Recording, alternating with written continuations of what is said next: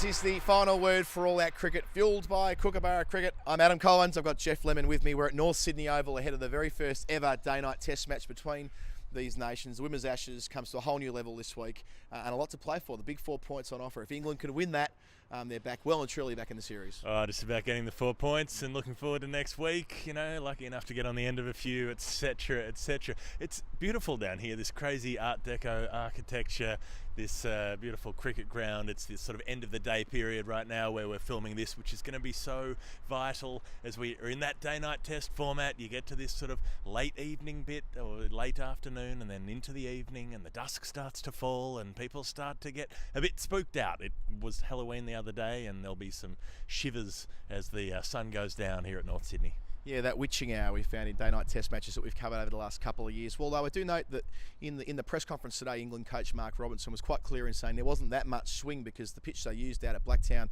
carved up the ball. It was too hard and abrasive. So maybe England, for the second time in the one days down the test matches, maybe haven't got the perfect preparation coming in. Well, yeah, I mean, if the ball's getting chewed up, as you said, the sort of Parmesan grater effect out there, a little bit of a pink cricket ball with your linguine, sir, then, you know, I don't really know what you're supposed to do. You can't really polish up that missile. So England managed to sort of get that rust out of the system by that third ODI, but the test match, it's a one-shot go. You get this and you probably don't play another one for 2 more years. They haven't played a test match for 2 years. That was in Canterbury in 2015. We, of course, covered that then. It wasn't the best spectacle for women's cricket on account of the fact of how poor the wicket was. But out here at North Sydney, we're reliably informed there's going to be enough grass left on it to guarantee plenty of bounce and carry and all those things that we want to see in the women's game. I was going to say that it looks very brown, but it's actually covered in hessian, so that would be why, unless it's just a very abrasive surface out there. But yeah, look, you'd hope that there's some carry in it, you'd hope there's some bounce in it so that they can make the best use of those pace bowlers and use that bit of swing. You know, we saw Megan Shute bowl a couple of absolutely ridiculous deliveries in the warm-up game that Australia played against the ACT out there. So it's hard to know what's going to happen, and that's why we don't make predictions. We do know what the teams are vaguely going to look like, though. Fair bit of connotations, permutations still being considered. England have got 12 they have in mind, but they've got 16 to choose from. Kate Cross has been brought into the England squad as an option, as a third frontline seamer to complement Anya Shrubsole and Catherine Brunt. Maybe not a bad shout if it is a bit green out there tomorrow. For Australia's part, they've got 13. It might be a debut for Lauren Cheadle, the left-arm quick, who was so successful in the Women's Big Bash League in the inaugural season. And Ashley Gardner, she looks like she's a lock to play, which is very exciting. Well, you know, you would hope so after she's, you know, recovered from that little bit of concussion, and, you know, I think they just need to have her in the team. There's such an excitement factor there. But interesting that Kristen Beams was taken out of that squad. They've just gone on with the one-leg spinner, so Amanda Wellington's been placed as the numero uno from now on, at least as the wrist spin variety goes. Yeah, I did ponder that. If they do play Cheadle, and they've also got Talia McGrath in the squad and Shute and at least Perry pick themselves, it might be that a spinner gets squeezed. And in the event that were to occur, it'll be one of Wellington or Jonathan to hit the fence, because today Coach Matthew Mott was very, very clear about Ashley Gardner making her debut. There's no ambiguity there. So Jonathan and Wellington both provide a compelling case. One's the finger spinner, one the wrist spinner, but there may not be room for all of them. What we know for absolutely sure, Geoff, is this will be an interesting contest over the next 4 days. 4-day test match. That's something that's talked about in men's cricket. Geoff, this is probably not a bad prototype to see whether it can work. Well, they hammer through a lot more overs a lot more quickly in the women's game. There are fewer egos at play. They don't have to mark out 400-yard run-ups and all the rest of it. They don't stop and have a conversation between every single delivery working out what to do next. They just bowl the ball. It's this crazy theory, and then they get through the overs. So, you know, they're able to do it. I don't think that men's cricketers are able to, unless they're given a bit of a Melbourne Cup smack. So enough from us, Adam Collins and Geoff Lemon. Final word for all that cricket fueled by Kookaburra Cricket. Now you can hear from 2 of the England players almost certainly playing tomorrow, Sophie Eccleston and the dominant all-rounder Natalie Sciver. Natalie Sciver alongside me. You're preparing for a test match. You've got on the board in the ODI series, but now this is a very different challenge ahead of you. Yeah, absolutely.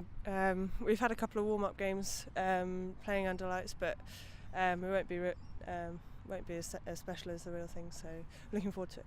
How hard is it to kind of change your mindset from, you know, you play a lot of short form cricket and then suddenly once in a while a test comes along and you've got to, do you approach it a totally different way, or are you going to go out with the same sort of mentality? Well, I think as a batter, your basics should stay the same, or mine certainly do anyway. So, luckily there's no change there. But yeah, obviously it's tactically very different. So, yeah, looking to kind of bat for a much longer period of time. So I'm looking forward to it. Is there a kind of sense of excitement around, you're playing at this beautiful old cricket ground, there's, it's a pink ball test, it's going to be evening times, it'll be a test match, there's all kinds of new things happening at once?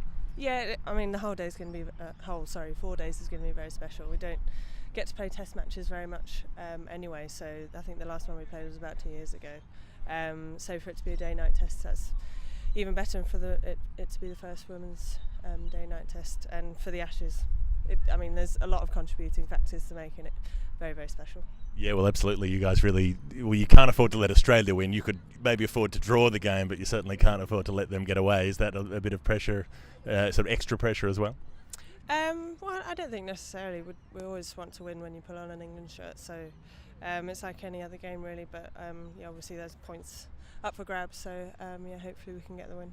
And you've got the kit, I imagine, the whites and the different uniform. Yep, I haven't forgotten those, luckily. I like the jumpers though, they're very good. Does it feel different pulling on that gear as opposed to the one-day stuff? A little bit, yeah. Obviously you don't get to wear whites very often anymore, because our club cricket is all colours as well, so yeah, it's going to be very exciting. Is that something you want to do more of? Would you like to see more test matches in the fixture, or is it about right as it is? I think more than once every 2 years would be better, but yeah, it would be good to play more test matches. Hopefully the schedule will allow it. Yeah, it's an age. It's nearly 2.5 years really for you, and that was a different time in your career, I suppose. You were playing out a very defensive, slow innings in Canterbury, and then your game, your life really has changed since then. What would you say the changes in your batting game have been since that time a couple of years ago? I think I've learned to kind of build an innings and be a bit more consistent. So hopefully I can do that even better in the test match. Well, you get 2 shots at least, 2 innings, so hopefully you can make one of them count. Yeah, hopefully. Thanks, Natalie Sciver. This has been the final word for All Out Cricket, powered by Kookaburra Cricket. Farewell.